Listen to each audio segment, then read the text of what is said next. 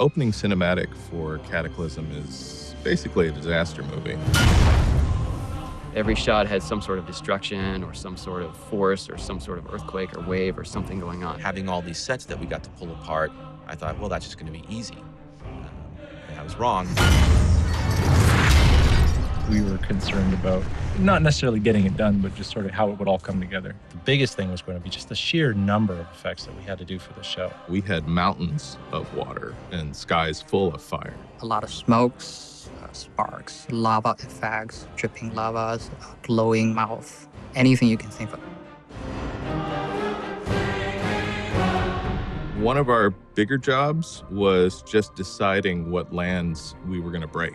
The wonderful thing about working on something like World of Warcraft is you have a very established set of environments. Every environment piece that we saw in the foreground and a bunch in the background had to be destroyed. So it was a kind of an environment-driven production rather than a character-driven production. It's a lot different than animating characters, but it doesn't mean that you can't put a lot of character into it. We went through a lot of iteration to capture the essence of those places, but also ground them in this sort of heightened reality.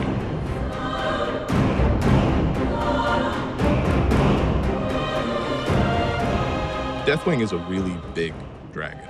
He's like airliner big, right? We knew that we were going to see him from all angles, so he needed to be believable from all angles.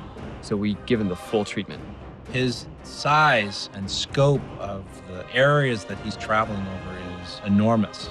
I was very afraid on a more macro level that we would build a fire or build smoke or embers or what have you, and that we would not be able to convey how big he really is. Deathwing is a very complicated character, and I was tremendously impressed at how our team was able to bring him to life.